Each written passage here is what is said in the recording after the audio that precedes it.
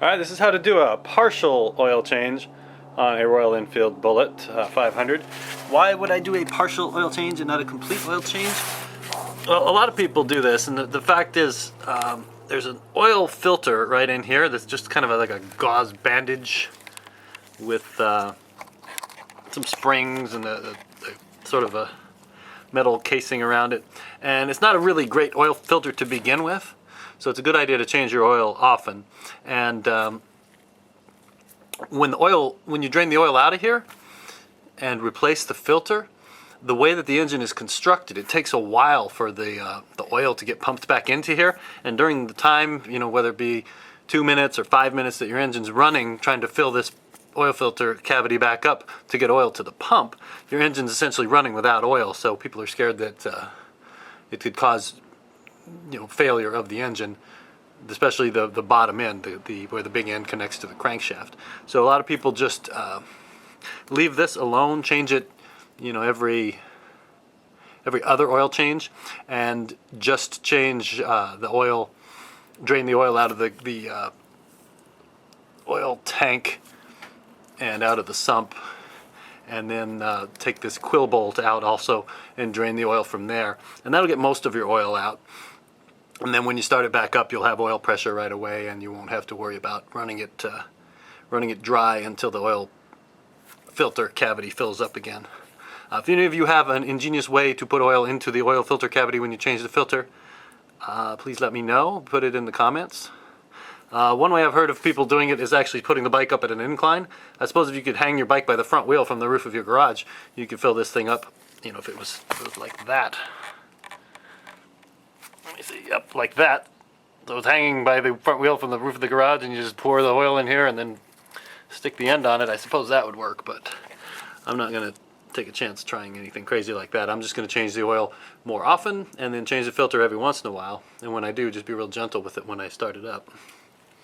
So to begin, underneath the engine, we have a few oil bolts. At the front of the engine, that one is for the sump. You won't get much oil out of there, and it'll take a while to drain out because it's a fairly small hole. If you watch my wet sumping video, you can see how I do it. There is the oil pump inlet bolt here. This one has a metal screen on it, so you want to pull the metal screen out and clean it up. It's picking up any big chunks before they go into the oil filter. And then back here is the plug for the oil tank itself. So it's best to pull all three of those and let them drain out, as well as this quill bolt here in the middle of the timing chest. That one we'll have to put some cardboard or something over the exhaust pipe to keep it from making a terrible, terrible mess. So let's get started. Alright, with the oil pan in the way, there's not much room for me to squeeze a camera in here, but taking off the sump plug, you can see there's just a little bit of oil in there. It looks pretty clean. I just cleaned it out when I did my wet sumping video in the last month, so that looks pretty clean. In fact, I'm going to put it somewhere where it won't get dirty on my floor.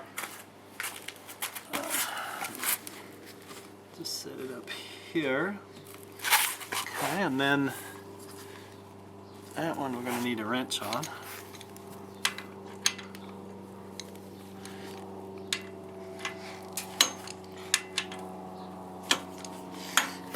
So this one is the oil pump feed bolt. It feels loose, so I tried to do it by hand. Now, of course,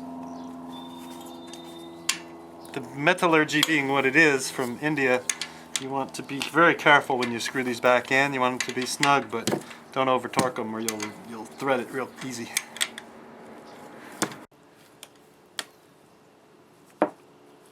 And then this back one, that's the main one.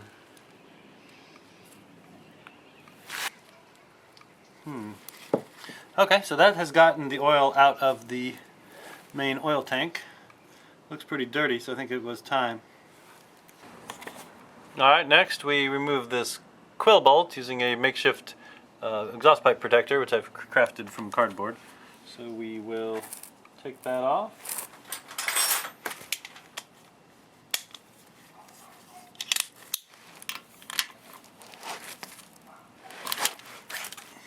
Sucker was on there. So we take it all of there.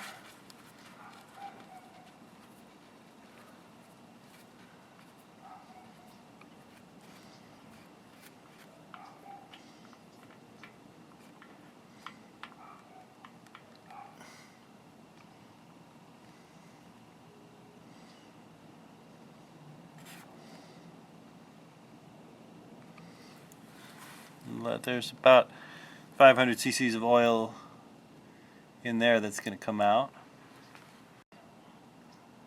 And then once that's done dripping out, I'll tighten it back up. Alright, now we just put all the drain bolts back in after they have been cleaned off, the screens in them. I also like to put little magnets on the end of them just to catch any metal chunks that are magnetic. You want to make sure that you kept track of which one goes where and put them back where you got them. There we go, that's the sump, the front here.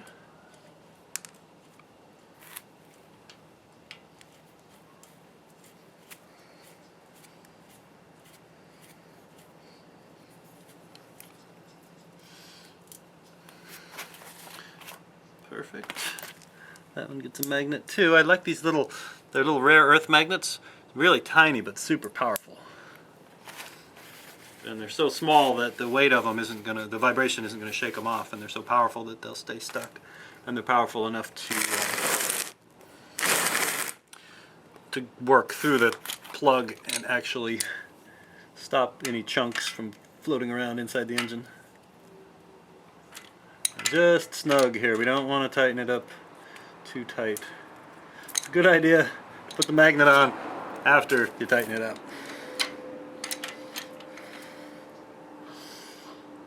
or the magnet will jump on your wrench. And that's good. Ta-da. Did that one already. Take the magnet off of this one. And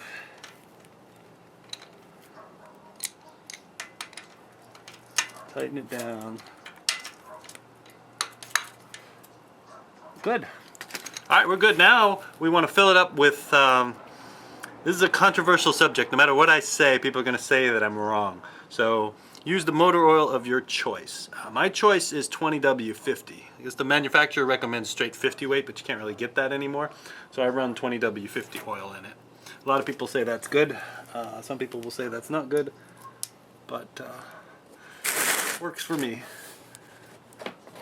I have a big magnet that I'm gonna put on the filter screen one, just because I ran out of small magnets. And when you fill up the oil, you want to fill it halfway. So about halfway up to the add line. I will show you that in a minute here. Alright, so after you've taken it for a ride and gotten all the oil circulating, you want to be sure that your oil is about halfway up the dipstick. You don't want it to be any higher than that. People just recommend that you leave a little room. It'll just run overall better and be less likely to wet sump if you keep it on the half mark as opposed to on the full mark once it's been run. If you want to be sure that your oil pump is still pumping, what you can do is get it running and just loosen up the banjo bolts here and here, and just see if a little bit of oil squirts out, and if it does, then you know that everything is working properly. And then tighten them back up again, of course. So that's about it. That's the half oil change, the oil change without the filter on the Royal Enfield Bullet. A lot of people have a lot of different ideas about this and techniques and tips and stuff. It's amazing how something that simple can be so complicated. So, you know, if you have comments about this, put the comments underneath the video, and if you're going to do this, read all the comments underneath the video. I'm sure there'll be half the people saying I'm right and the other half the people saying I'm wrong, and somewhere in there lies the truth. But hopefully this helps you get to know your Royal Enfield motorcycle and how it works and how to get your oil changed. Thank you.